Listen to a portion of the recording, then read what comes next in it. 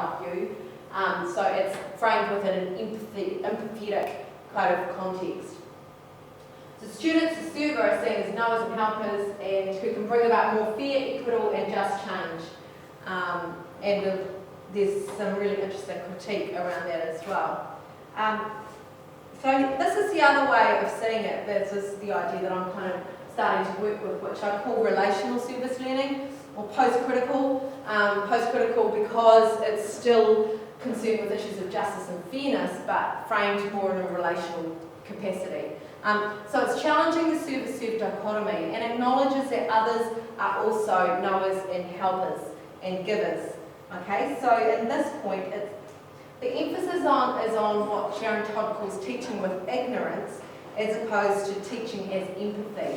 So it's going into a relationship with other so that you might learn from other, but you're an ignorant partner in this relationship. You're not a knower, you're not an expert, you're not a helper. You're going in just to be and to learn from someone distinctly different from yourself.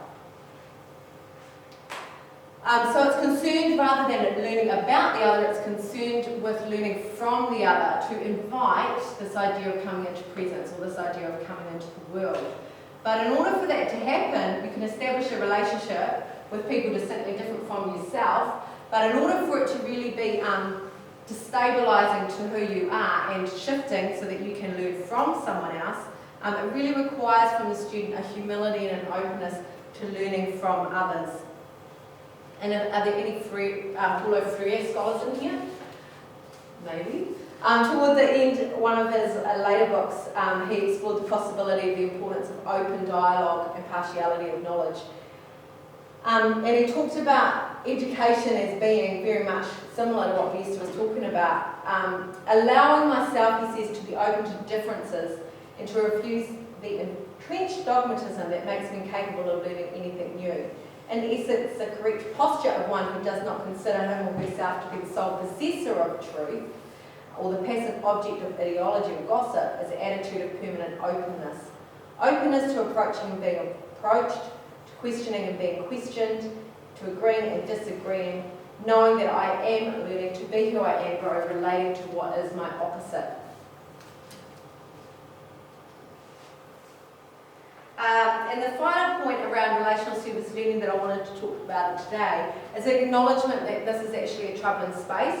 So if you were working in it as a teacher and setting up contexts where students are engaging with people radically different to themselves, the idea of it being a troubling space is a term that Britzman draws on at Vesta as well, but it's really saying that actually you're asking your students to go into a place that is really uncomfortable for them emotionally, because this idea of destabilising who they are, it does, because you're working with people who you don't really have the language to engage with in the same way that you would a rational community, and so there's a real vulnerability in that place, and hence the requirement of humility and openness. But Vesta writes that he calls it an intersubjective space, is a troubling space, and that this troubling is necessary. So he says, as teachers there's an ethical responsibility, because on the one hand you are setting up a discomfort for people, but it's necessary as it is this troubling that makes our coming into the world possible. So unless you have that destabilising and that discomfort, you don't really grow or move or stretch any further. So it's necessary. In this space, we're not forcing ourselves onto the world. We are in an ontological, or a way of being space of openness and responsiveness. So I just want to expand on that point to finish. I guess, this pedagogy of interruption means to interrupt who you are, or to interrupt the rational community the way the community is, okay? And so if you were doing this, and you're doing this in service learning or volunteer projects, you're essentially creating spaces where rationality is interrupted and where we are responding in new and different ways. And so in that space, it stretches, challenges and interrupts previous ways of knowing and being. And Levinas, and Todd, drawing on Levinas, calls this idea, they call it a fine risk to be run. Levinas says communication with the other, distinctly different to ourselves, can be transcendent only as a dangerous life, And dangerous life, the idea that there's a real risk involved, so he calls it a fine risk to be run. It's like people don't go there, you don't go into a space of openness and humility and engagement with someone distinctly different from yourself unless you're prepared to take a risk. And so we're asking that of our students as well as ourselves. So Sharon Todd says it's a fine risk is equated with leading a life that ventures forth into the unknown and the unknowable encounter. So in that way she calls it, and it's not scripted. And her critique of critical pedagogy or drawing on critical paradigms is that there is this scripted knowledge about power and power imbalances and that kind of thing. In this place, you're just setting up an encounter and then you let the relationship sort of take form in its own way. So the risk lies in the possibility that our subjectivity is interrupted by the other, being put into question by the other, a troubling space, or also what Gestas calls transcendental violence as it interferes with the sovereignty of the subject by creating difficult encounters. So responding to a stranger requires radical openness and a willingness to be altered in unknown ways. And I think this quote gives a really good example of what that means.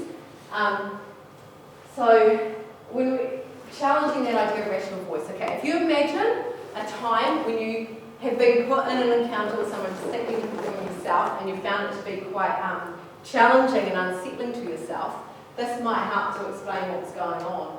He says, when I speak with the rational voice of the community, it is not really me who is speaking, it is the rational voice of my community. But when I speak to the stranger, when I expose myself to the stranger, then I find my own voice, then it is me who has to speak, and no one else can do it for me. And this is my coming into the world. So what it means is that if you can think of a time when you engage with someone distinctly different from yourself, right, and you've been lost for words because you can't any longer rely on the rational voice of the community that you know, ways of knowing and being that have worked in the past, but suddenly you have to find a voice and you don't really know what to say. There's this real awkwardness and this emotional struggle. And I see it with my students when we run the active movement group, especially in the first couple of sessions, because there are these really unusual behaviours presented to them, and most of the people that we work with don't have, they're non-communicative, so they don't speak.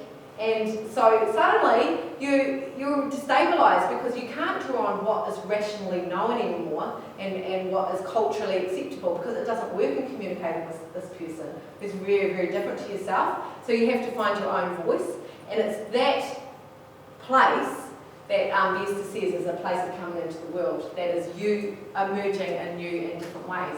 And I think it's a really potentially very powerful educational position, but still somewhat unknown and unrealised.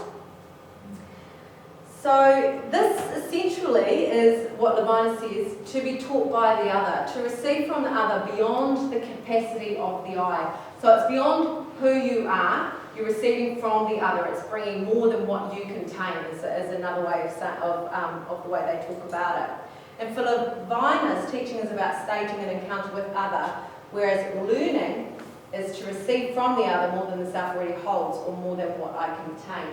What he says there is that for you as a teacher, you can stage an encounter, like I can do this through service learning, like when you set up the encounter, but beyond that, that's your role as a teacher.